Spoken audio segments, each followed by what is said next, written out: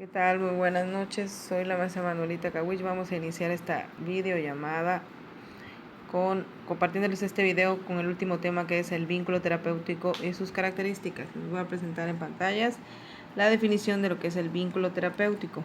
Tratamientos es el tema general de esta semana.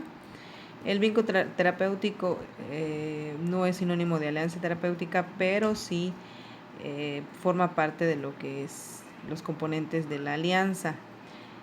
La calidad del vínculo se determina en la modulación emocional de la vivencia que el paciente tiene con el terapeuta. El terapeuta tiene una misión: acompañar al paciente.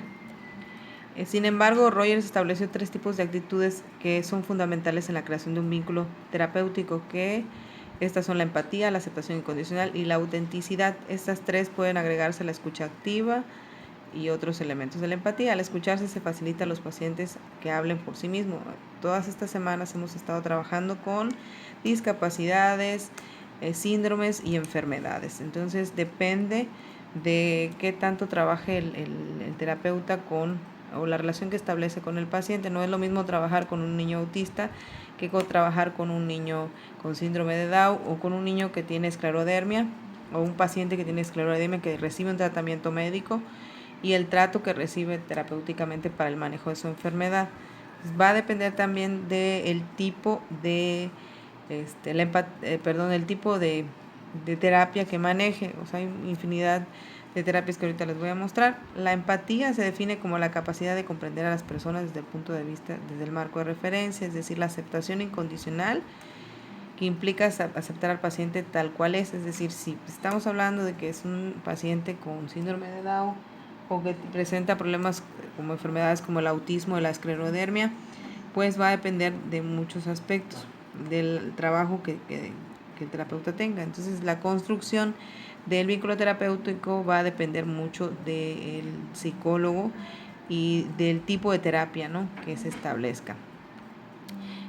Además, de estas diapositivas les voy a mostrar en la semana. Ustedes están en esta última semana, les voy mostrando en pantalla en los temas, ¿no? La construcción del vínculo terapéutico, la empatía, la relación de apoyo, la regulación emocional y el proceso terapéutico. El proceso terapéutico, quería mostrarles esta parte de un texto donde va a depender del tipo de corriente psicoterapéutica que ustedes estén empleando. Estamos hablando de la humanística, de la de Carl Rogers, de la psicoanalítica de Freud.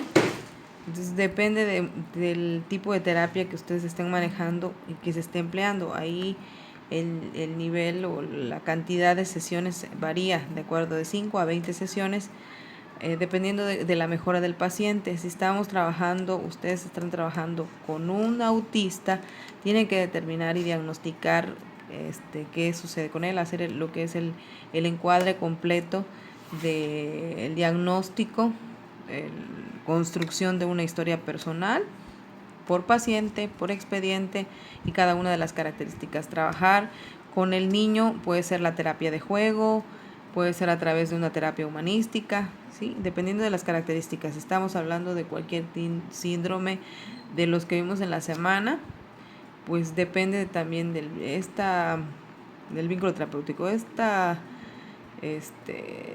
Este pequeño un pequeño fragmento de una revista donde les explica, voy a tratar de mandárselos para que ustedes lo lean, que habla en general, sobre el vínculo terapéutico sobre un paciente, o sea, qué es lo que va a pasar con un paciente, y da varios ejemplos. Explica de manera general lo que sucede con un paciente, cómo se establece el vínculo, qué es la empatía, cómo se establece, cuál es el propósito de la terapia, cuáles son las características de la terapia. O sea, en general, no es nada más voy a trabajar con un paciente autista, soy psicólogo, pero no sé cuáles son los elementos que tienen o que intervienen para el trabajo con un niño autista, con un niño de síndrome de Down, con un niño de retraso mental, con un paciente que tiene esclerodermia, con un paciente que tiene el síndrome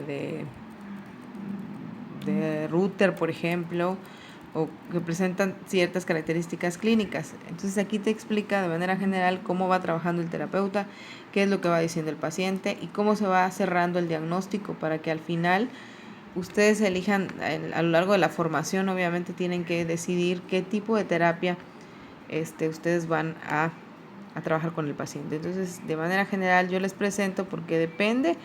Si ustedes ven aquí en sus pantallas dice relación terapéutica de la orientación humanística y K. Roger muestra cada una de las características que se establecen con los pacientes. Entonces,